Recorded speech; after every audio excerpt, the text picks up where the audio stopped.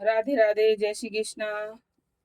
और हम प्रतिदिन पाठ करते हैं श्रीमद् भगवद गीता का के अध्याय का और महात्म्य का।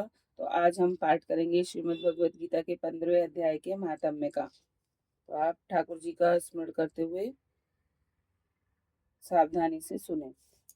श्रीमद् भगवद गीता के 15वें अध्याय का महात्म्य। श्री महादेव जी कहते हैं, पार्वती अब गीता के 15वें अध्याय का महात्म्य सुनो।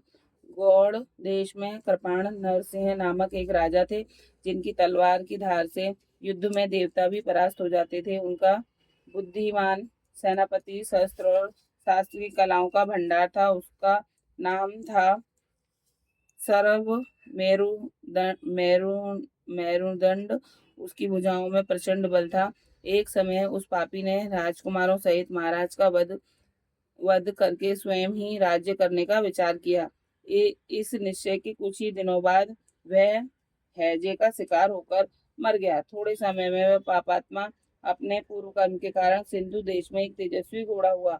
उसका पेट सटा हुआ था। घोड़े के लक्षणों का ठीक ठाक ज्ञान रखने वाले किसी वैश्य ने के पुत्र ने बहुत सा मूल्य देकर उस अश्व को खरीद लिया और यत्न के साथ उसे राजधानी तक वह ले आया। वैश्य कुमार वह अश्व राजा को देने लाया था। यद्यपि राजा उस वैश्य कुमार से परिचित थे, तथापि द्वारपाल ने जाकर उसके आगमन की सूचना दी। राजा ने पूछा, किस लिए आए हो?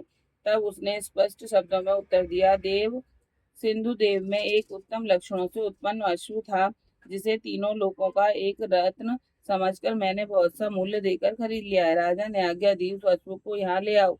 वास्तव में वह घोड़ा गुणों में उच्च श्रवा के समान था। सुंदर रूप का तो मानो घर ही था।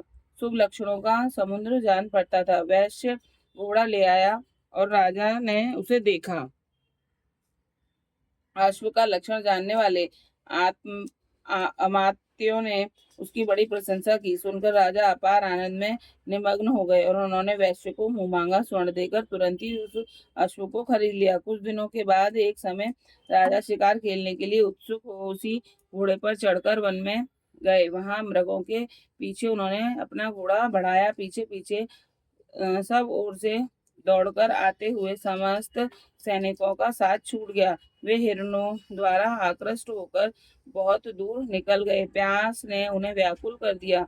तब वे घोड़े से उतरकर जल की खोज करने लगे। घोड़े को तो उन्होंने वृक्ष की डाली में बांध दिया और स्वयं एक चट्टान पर चढ़ने लगे। कुछ दूर जाने पर उन्होंने देखा कि एक पत्ते का टुकड़ा हवा से उड़कर शिलाखंड पर गिरा है। इसमें गीता के 15वें अध्याय का आधा श्लोक लिखा हुआ था। राजा उसे बांचने लगे। उनके मुख से गीता के अक्षर सुनकर घोड़ा तुरंत गिर पड़ा और अश्व शरीर को छोड़कर तुरंत ही दिव्य विमान पर बैठकर वह स्वर्गलोक को चला गया। तत्पश्चात राजा ने पहाड़ पर चढ़कर एक उत्तम आश्रम देखा, जहाँ नाग, केसर, केले, आम और नारियल के वृक्ष लहरा रहे थे। आश्रम के भीतर एक ब्राह्मण बैठे हुए थे, जो संसार की वासनाओं से मुक्त थे। राजा ने उन्हें प्रणाम करके बड़ी भक्ति के साथ पूछा, ब्राह्मण, मेरा अश्व जो अभी अभी स्वर्ग को चला गया, उसमें क्या कारण है? राजा की बात सुनकर त्रिकालदर्शी मंत्रवेत्ता एवं महापुरुषों में श्रेष्ठ विष्णु शर्मा नामक ब्राह्मण ने कहा, राजन, पूर्व काल में तुम्हारे यहाँ तो जो सरभ मेरुंड नामक सेनापति था, वह तुम्हें पुत्रों सहित मारकर स्वयं राज्य हड़प लेने को तैयार था। इसी बीच में हैजे का शिकार होकर वह मृत्यु को प्राप्त हो गया। उसके बाद वह उसी पाप से घोड़ा हुआ था। यहाँ कहीं गीता के 15वें अध्याय का आधा श्लोक लिखा मिल गया, उसे ही तुम बांचने लगे। उसी को तुम्हारे मुख से सुनकर वह अश्व स्वर्ग को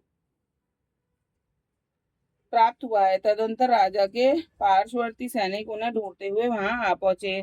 उन सबके साथ ब्राह्मणों को प्रणाम करके राजा प्रसन्नता पूर्वक वहां से चले और गीता के 15वें अध्याय के श्लोकाक्षरों से अंकित उसी पत्र को बांच बांच कर प्रसन्न होने लगे। उसके नेत्र हर्ष से खेल उठे थे। घर आकर उन्होंने मंत्रवेत्ता मंत्रियों के साथ अपने पुत्र सिंहबल को राज सिंहासन पर अभिषिक्त किया और स्वयं 15वें अध्याय के जप से विशुद्ध चित्र होकर मोक्ष प्राप्त कर लिया। ये हो गया 15वें अध्याय का महात्म्य। तो हम आज हमने पढ़ा 15वें अध्याय का महात्म्य ठाकुर जी का नाम लेते हुए।